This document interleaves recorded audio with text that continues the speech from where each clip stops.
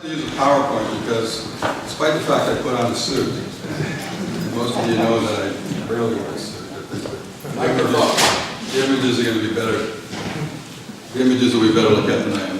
So, I'm extremely honored to be part of this panel. All the people in the panel have tremendous accomplishments with respect to what's happened in this community. And I hope someday I can say the same, but I really can't take credit for much of what's happened thus far.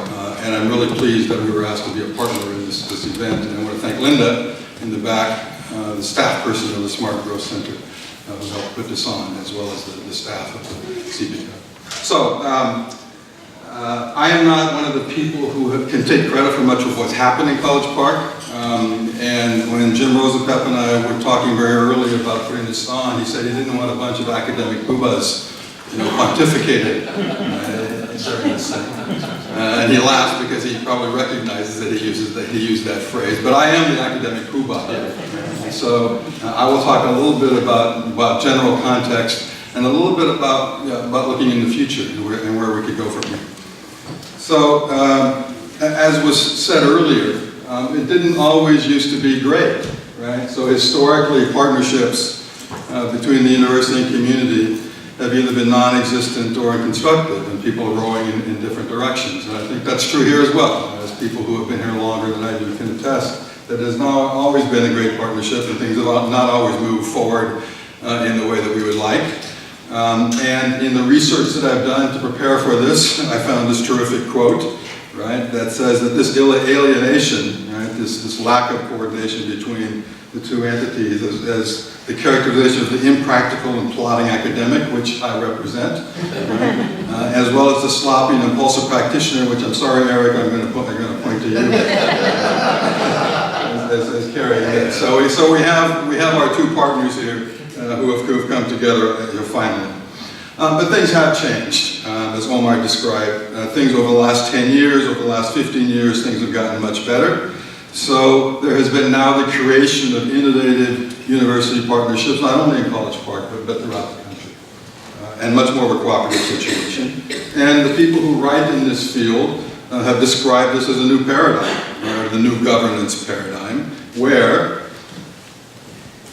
the new governance paradigm includes and recognizes the importance of synergistic partnerships to harness the strengths of each partner, and where the governance paradigm seeks to create win-win partnerships whereby complex social issues and problems are addressed, but each partner also benefits from the change. This is not really rocket science, right? As we talked about before. There are clearly mutual self-interest between the university and the community. We just didn't recognize it and didn't communicate adequately. And if you look at some of the early writings about what this partnership is all about, it describes networks, it describes relationships among people. And perhaps more than anything else, I think it's the new relationships and the new people who came to this community who decided that we needed to work together to make College Park a greater community and to make the University of Maryland located in a great college town. So there are indeed many different types of university-community partnerships. There are a number of books. I was fortunate to co-edit with Vim Bevel this book on partnerships for smart growth, which is all about different ways in which universities and communities partner with each other. Vim also edited a book called The University as Urban Developer, which is a bit of an elaboration of the description where you build a university and you wait 200 years, but you try to accelerate that a little bit so you don't have to wait 200 years. But just to describe some of the ways in which the universities and communities partner, there's clearly service learning, all of which is about what we have here. There is service provision, there's the provision of services by the university, and the police example is a very good one.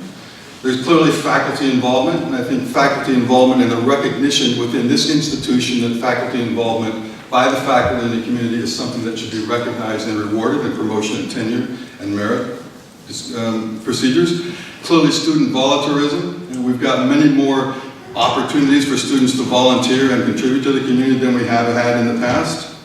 We have the community in the classroom. I'll talk about our PALS program in a moment, where we have great examples of where the community is in the classroom and the classroom is in the community. Applied research, where the local community is a laboratory for the kind of research that we do on campus. Institutional integration, and again, the police example is a very good one here of where institutions of the university and departments of the university and departments of the local community work closely together.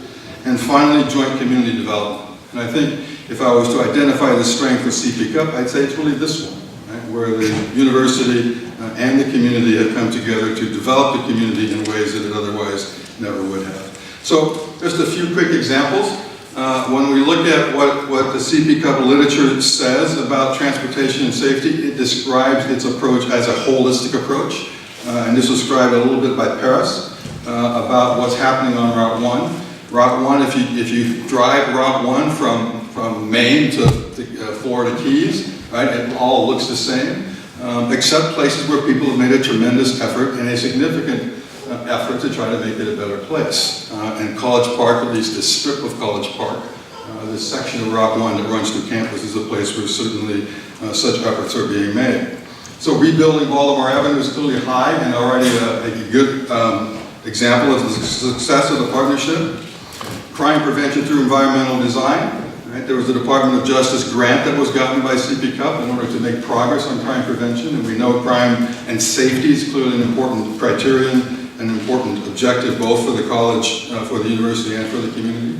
The paint branch business, bridge improvements, right? Not only to make the bridge safer, to make it more appealing, and to create another part of a long-running trail system that is now being created throughout the city.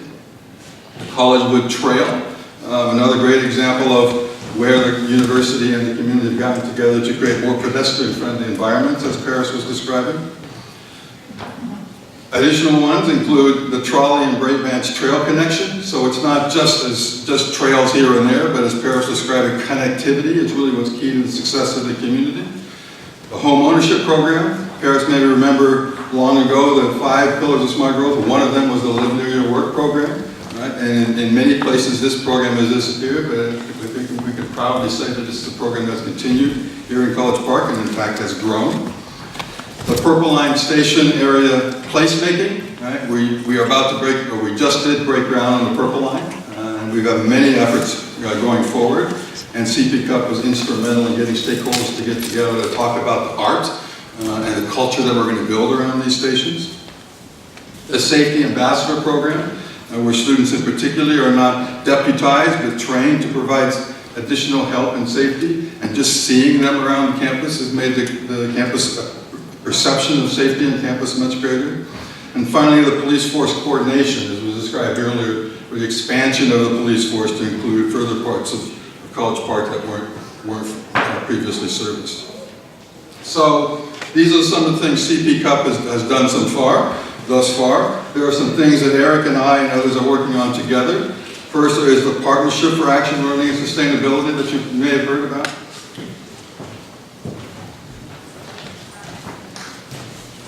So with this program, we have literally hundreds of students involved in community service learning throughout the state, many of them in College Park. When Andy was the mayor of College Park, it was our first endeavor to have PALS courses in College Park, which worked on a greenhouse gas inventory, which embedded the learning and the experience of the University of Maryland in the community.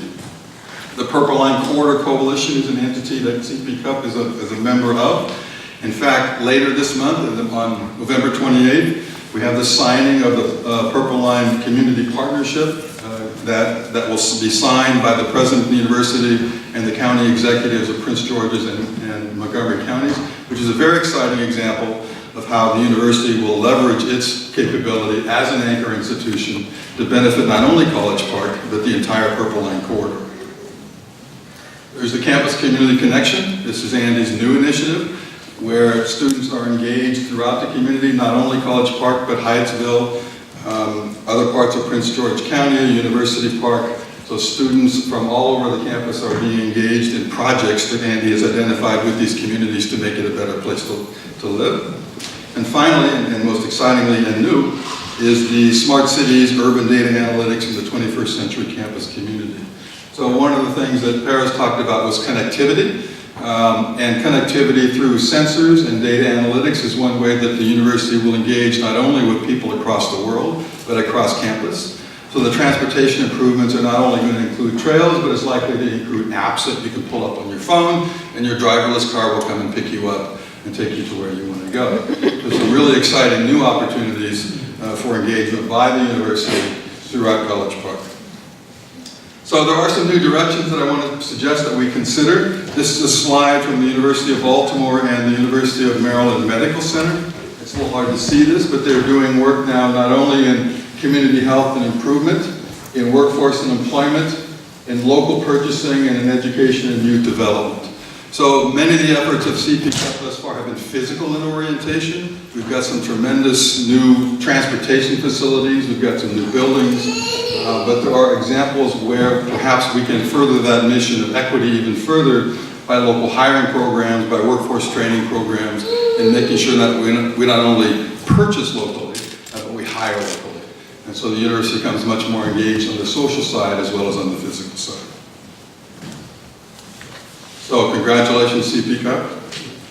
The best is yet to come. Thank you.